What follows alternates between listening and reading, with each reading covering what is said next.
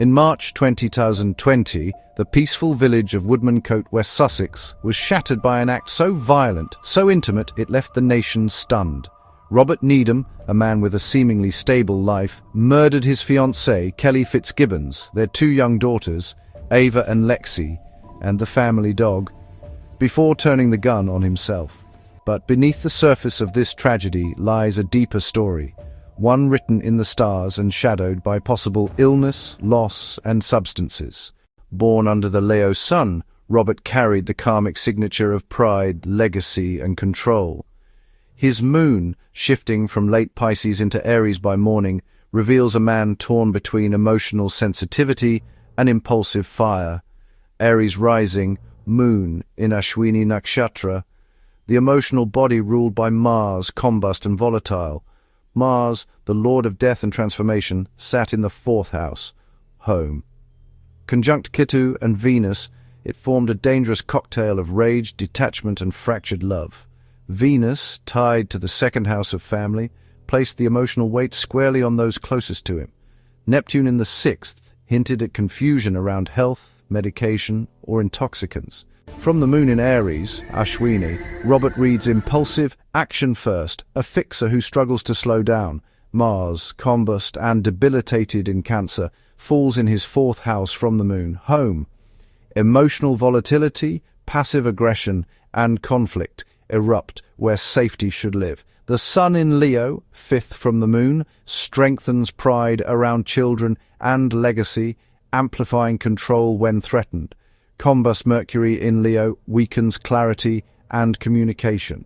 Rigid, ego-driven thinking locking him into narrow choices.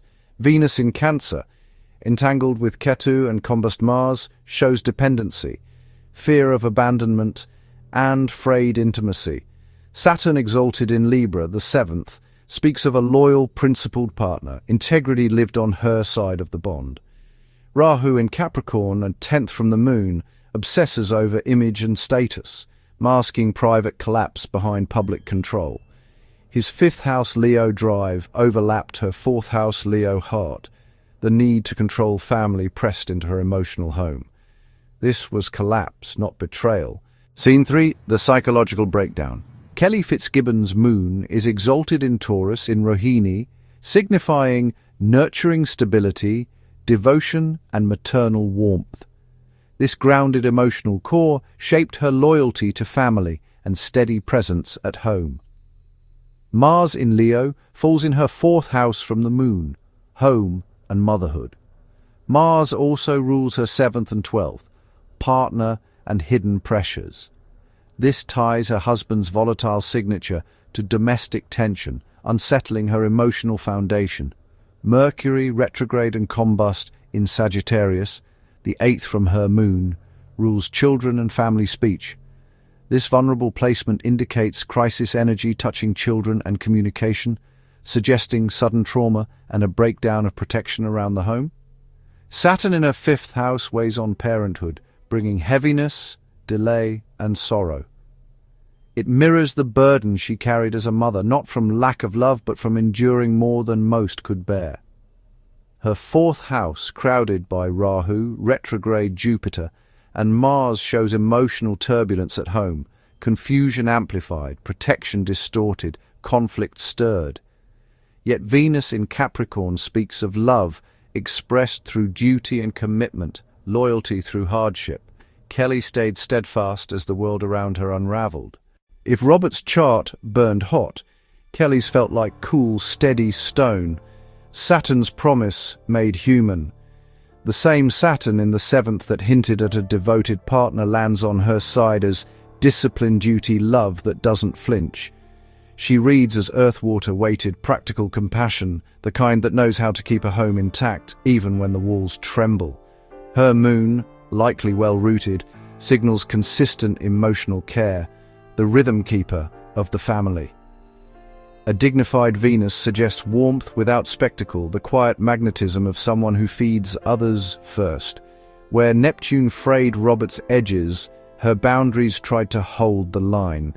Yet Neptune's fog can seep through even the strongest seals. Caregiving becomes a current, giving, absorbing, overgiving. compassion, compassion, fatigue. In synastry, her steadiness would have met his Mars Ketu volatility at the front door. She becomes the container, he becomes the storm. Nodal themes point to loyalty as destiny, partnership, endurance, faith. But the South Node whispers of old patterns, self-sacrifice, taking responsibility for what cannot be fixed. Chiron's signature lingers around the 4th and 7th, wounds in home, wounds in partnership, turning her love into triage, her patience into penance. Strength and burden arrive as twins. Kelly embodies the anchor, grounded, capable, present. Yet anchors can only hold if the seabed is stable. When another's tide is ruled by Mars and Ketu, even devotion is asked to do the impossible. She carried the weight with grace. The cosmos asked her to carry too much.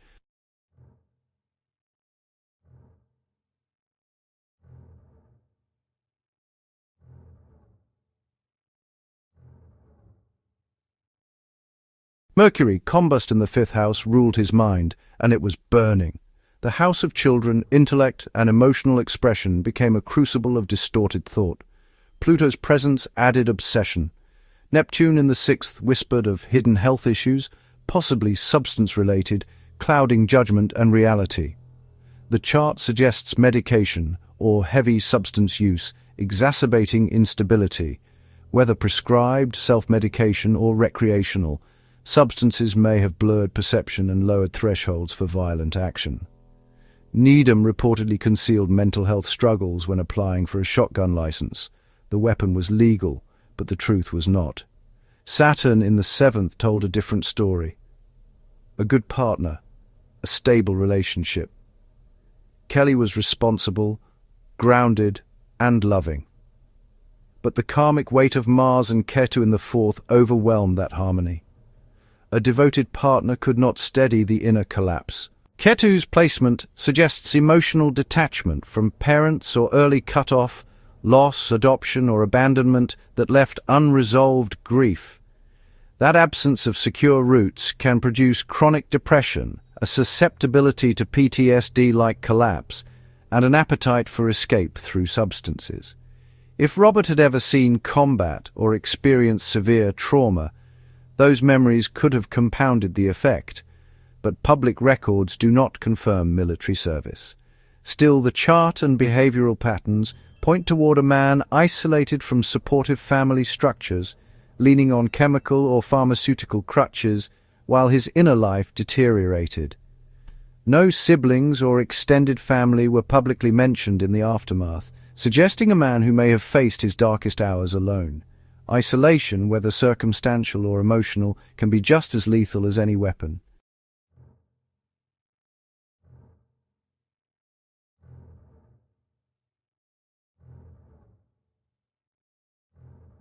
This was not a crime of passion.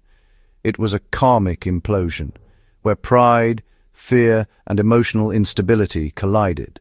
The Lord of Death sat in the house of home. The moon, ruled by Mars, was scorched.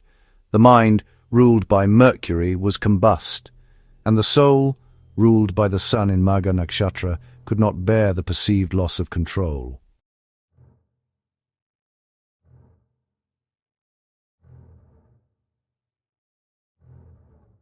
Astrology doesn't excuse tragedy, but it can illuminate the shadows that live within us. In Robert Needham's chart, the signs pointed to rage, confusion, and deep karmic burden, amplified by possible medication or substance use and by emotional severance from parental roots. And in the end, it was his family who paid the price.